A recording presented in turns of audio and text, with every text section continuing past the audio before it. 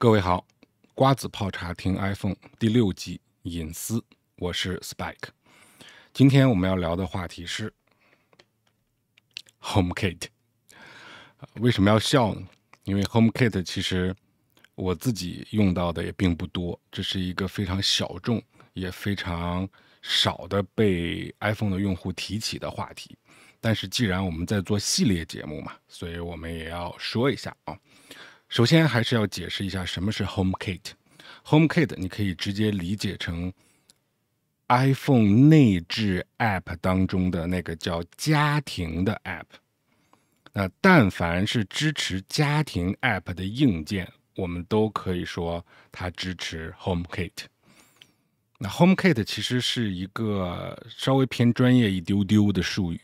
Kit 呢，之前的节目当中我解释过，是一个开发包的意思。那相当于呢送给开发者的一个大礼包。那开发者有了这个大礼包之后，他的编程，他编出来的 App 就可以很好的和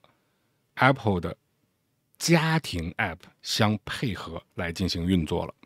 而家庭 App 主要的功能又是智能家居，那么也就是说，您如果只有一个 iPhone， 是没有办法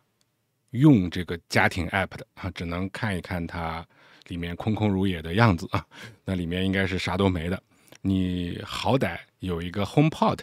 那也可以控制一下音乐，或者是查看一下温度、湿度等等这些信息。所以家庭 App它理论上还是需要你去购买若干个智能家居的硬件，比如说智能灯泡、智能门锁、智能窗帘包括智能的摄像头等等等等。那跟这些东西配合在一起，我们的家庭 App 才能用得起来。那需要了解更详细的信息呢，可以翻看我这个第3季的视频啊，里面有专门讲到家庭 App。那当我们再去选购一些智能配件的时候，如果想让这些配件和我们的家庭 App 配合使用，那么在购买之前就必须确认它支持 HomeKit。那只有支持了 HomeKit， 它才能跟家庭 App 配合使用。而这种配合其实是分为2种方式的。针对硬件来讲啊，一种是硬件通过 App 为桥梁，再连到家庭 App。那也就是说，我 A 公司生产了一个 A 灯泡，那如果你想要用 iPhone 来控制这个 A 灯泡的话呢，你必须要安装 A 公司生产的 A App， 一定要安装这个 App， 否则的话，就算他说了他支持 HomeKit， 你也没有办法直接用 iPhone 内置的家庭 App 来去控制它。你一定要安装一个 A 公司的 A App 才能够使用。那其实呢，这个就是软件之间帮你搭的桥梁。那因为你在 iPhone 当中安装了 A App， 这个 A App 和 iPhone 的家庭 App 之间互通，那才能够让家庭 App 去控制 A 灯泡。这是一种，是比较早期的。那如果大家现在往后再去购买智能家居的产品呢，我其实就不建议大家再去买这种模式了，虽然也还存在，市场上还是有不少的。那我更建议大家买的是家庭 App， 可以直接去控制你的灯泡，不需要去安装任何的第三方软件，这个是我最推荐的。我现在自己家里面用的少量的一些灯泡还有摄像头，基本上全都是用这种方式来进行连接的，不用安装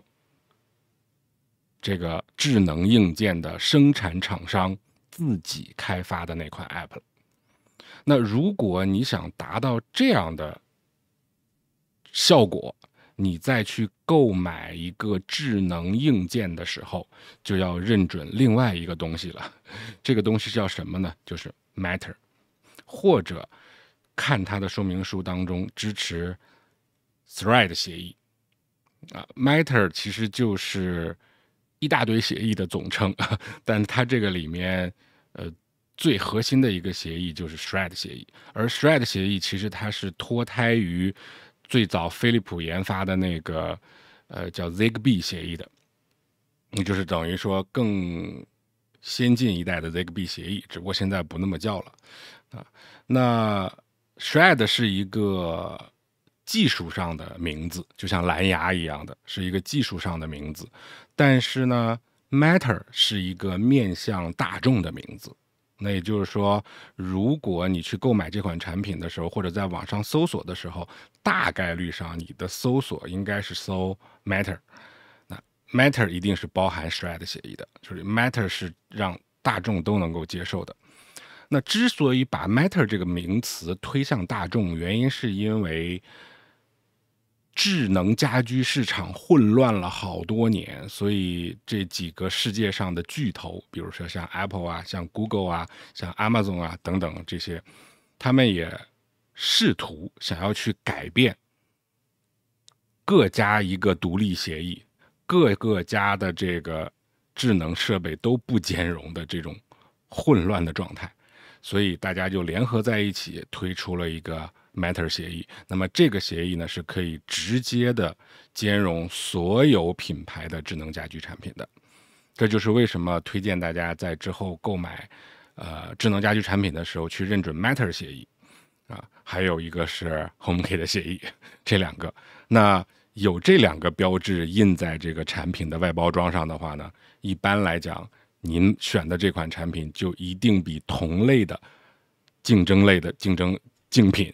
要贵上不少了。那这个也没办法啊，为了更好的这个使用体验，那我还是有的时候宁可选择贵一点的这个群体里面的，但是我不会选最贵的，贵也有相对便宜点和相对贵一点的嘛。这个是简单的跟大家去先普及一下智能家居的协议啊。那 Matter 协议还有另外一个在隐私和安全方面的好处，就是它可以允许你不去安装第三方的 App， 而直接和 iPhone 的家庭 App 去进行沟通。那这样就少了一个中介，少了一个桥梁。那我们举个例子， A 公司的电灯泡如果要通过 A App 才能够运行的话，其实你就算可以用 Siri 去控制，可以用家庭 App 去控制，那么它也免不了这个灯泡在运行的过程当中会和 A 公司的服务器去进行沟通。那 A 公司你觉得它对于隐私的保护是不是靠谱？那可能就是另一回事了。大家在智能家居的使用过程当中，我认为要排除一个误区，并不是说只有摄像头才有隐私问题，就是一个电灯泡也有隐私问题。如果您现在还没想通这个明白这个事儿的话，您可以回头再重温一下我前面3期的讲 iPhone 隐私的节目，比如说什么是隐私，比如说定位，比如说跟踪的上下级，以及加餐。为什么这样讲呢？因为我们在讨论 iPhone 或者智能产品的隐私的时候，你一定在强调，一定要跳出那个日常生活当中的隐私的概念，并不是说一定有一个镜头盯着我看，这才叫暴露隐私。你就会想，一个灯泡在那儿，我开关，它再怎么联网，它能怎么暴露我的隐私呢？所以这个隐私非那个隐私啊，一定要注意。我们说的隐私是你的数字画像，也就是说，一款联网的产品，只有在你使用了它的时候，它才会因为你的使用而生成一个只属于你的数据。我们把这个数据叫做隐私，而不是什么照片、视频以及录音。那你说一个灯泡因为你的使用，它会有什么样的数据呢？比如说你都什么时候开灯？如果是一个可以调节亮度的灯泡，那这里面的数据还包括你什么时候开灯，以及你每次开灯的时候都会调整到什么样的亮度。那这个就是2个并列的数据了，开灯的时间和开灯的亮度。那把这2个数据并排列好之后，进行交叉分析，就会得出你的一些数字画像了。如果这个灯泡还能调色温，那这个时候你会说灯泡可以调冷光、暖光，可能有几百个颜色可以让你去选择，那这又是第3列的数据了。这3列的数据加在一起，如果你经常去使用灯泡，可能还包括这次开灯你是用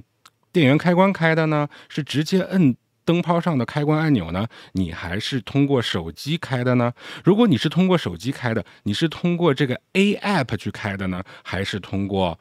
家庭 App 去开的呢？还是通过控制中心的小部件去开的呢？还是通过 Siri 去开的呢？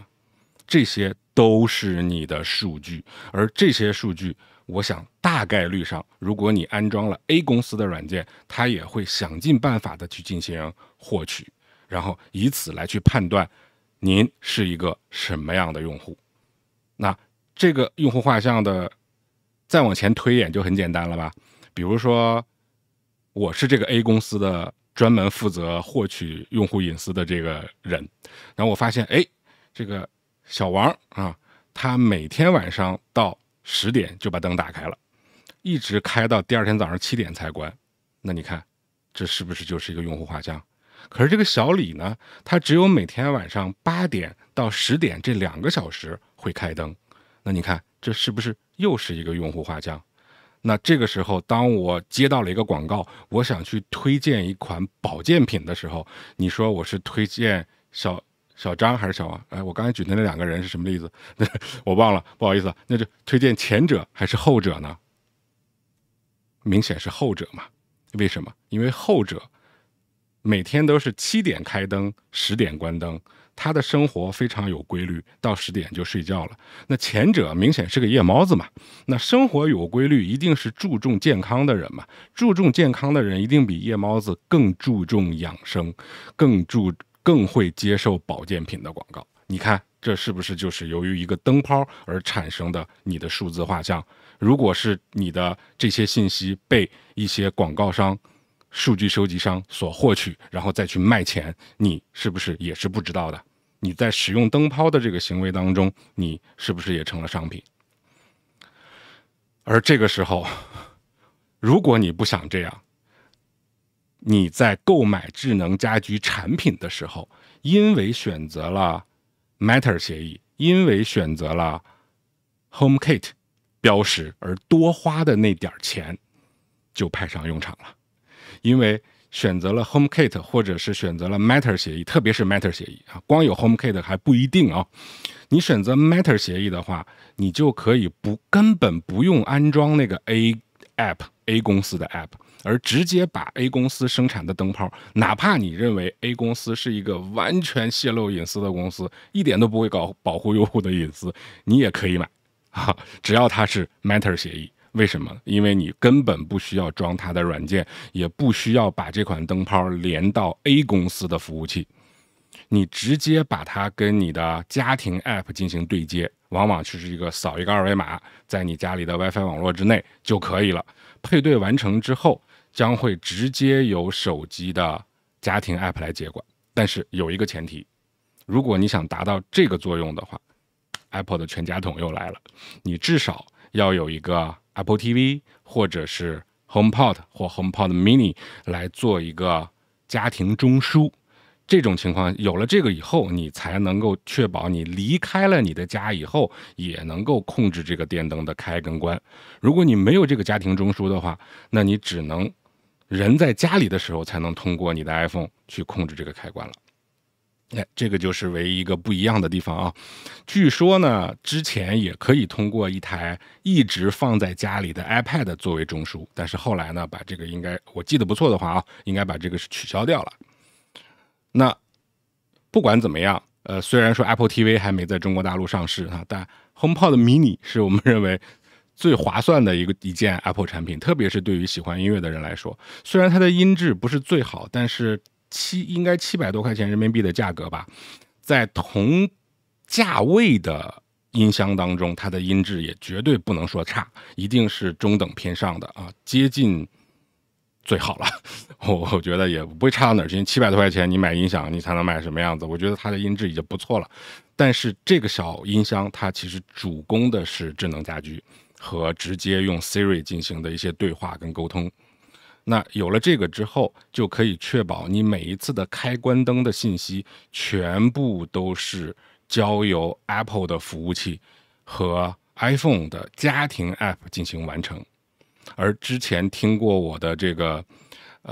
iCloud 那个系列，那个是该第4季的内容了啊，应该都知道 iCloud 对于2个东西是开启默认的端对端加密的，一个是你的信息同步，还有一个就是你的家庭啊，其实还有一个就是健康啊，三个东西默认就开启端对端加密。所以即便 Apple 想要去获取你这些信息，它也获取不了。就像你用 iMessage 进行聊天的时候，虽然是通过 Apple 的服务器的，但是由于端对端加密，你看端对端不关服务器啥事儿。虽然说我是通过你的服务器，但是我通过端对端加密，就算通过你的服务器，你也查看不了。只有这个端和这个端，也就是我和你，也就是我跟那个灯泡之间，才能够知道。那这样就彻底的避免了你在使用智能家居的过程当中泄露隐私，防止任何的智能家居的公司在背后通过一个电灯泡、通过一个窗帘、通过一个门锁来对你进行数字画像。那其实这个是一个大的背景啊，但是还原到我们 iPhone 的设置当中，其实就非常简单了。在我们的设置隐私与安全性当中找到 HomeKit， 其实你如果有 App 想要访问你的 HomeKit 数据的话，你会看到这些 App 的列表以及后面有几个开关，我可以给大家看一下。比如说我已经到这里了啊，就是隐私与安全性下面的 HomeKit。由于我这个手机也是专门用来给大家做节目的，所以并没有绑定智能家居。但是我点进来之后呢，你可以看到这行字啊，叫做要求访问家庭数据的应用程序将在此处显示。能看得清的啊。那这个是什么意思呢？就是说，如果你是通过多花了点钱，比较在意隐私，你去选购的这个 Matter 协议，然后直接绑定的家庭 App 的话，那么同样会有一些第三方的 App 想要去访问你的家庭数据的。比如说你的家庭 App 里面包含哪些有用的数据可以为第三方的 App 所用呢？温度、湿度啊，然后还有你的这个，甚至你家里面装了什么水浸传感器啊，运动传感器啊，有没有人走过的传感器啊，这些传感器类的，它可以获取这些信息。那包括你的摄像头监控、你的灯、你的门锁的状态，也都可以被这些第三方 App 获取。比如说大名鼎鼎的 IFTTT， 这个就是它是一个类似于小小的逻辑编程的 App 啊，类似于模块化编程。举个例子吧， IFTTT 这个怎么实现作用呢？就比如说它一方面能获取公开的天气信息，一方面又能获取你家里面的这个智能家居的信息，那我就可以通过这个来设置一个，如果外面下雨，我家里的灯泡就显示红色，这个是可以的。但是其实我只是给大家举个例子，因为这个 IFTTT 是很早年，它发展到现在有什么更厉害的新功能我也不知道了，因为好几年没用了。为什么好几年没用？因为最近2年由于智能家居的进步，那么基本上但凡是做智能家居的厂商，它都具备这个功能。那否则也不叫智能家居了嘛。比如说我弄个灯泡定时开定时关，这是最基本的功能啊。那或者我把灯泡跟这个日出日落时间去联动，只要我这个地方太阳一下山灯泡自动开，太阳一升起灯泡自动关，这个就非常非常简单，所以就根本不需要 IFTTT 这种软件再介入进来了。所以我也是很多年没用了啊。但是类似于这样的软件，它如果想要获取你的家庭信息的话，它是要在隐私里面进行许可的。如果你不许可，它就没有办法获取你的家庭信息。那这个地方我们一定要知道一正和一反。我最一开始聊到的那个，先装第三方软件，然后再链接你的家庭 App。家庭 App 实际上是通过第三方软件再去控制你的家居产品。那这是一个方向。那还有一种方向，我根本没有装第三方软件，我直接通过家庭 App 去绑定我的智能家居。这个时候我又来了一个不知道是哪一方的，可能是第三方的，既不是这个灯泡的生产厂商，也不是 Apple 的家庭 App， 又是个第三方的什么什么软件。它为了实现给你做什么样的功能，它需要访问你的家庭 App 管控下的所有家庭数据。这个时候你是允许还是不允许？那如果你允许，就同样可能会发生我们刚开始举的那个案例，仅仅一个灯泡的开关就有你的一个数字画像。当然，我想可能通过家庭 App 的允许与否，它并不会给到第三方 App 那么多的数据了。但是毕竟这也是有一些风险在里面的，跟其他的所有隐私的开关一样。所以呢，如果是智能家居的爱好者或者是玩家的话，也希望各位能够知道今天跟大家聊的这些小功能，因为毕竟我们的时代越往后，越是会凸显一个叫做物联网的时代。什么叫物联网啊？就是物体都联网了，是吧？物品都联网了。那这个时候联网的东西就不光是手机和电脑了，那还有各种你家里面能看到的，但凡能插上电源的东西，它都能给你做到联网。这是未来一定会发生的，现在可能还不凸显，但是这个时代的到来是迟早的事情。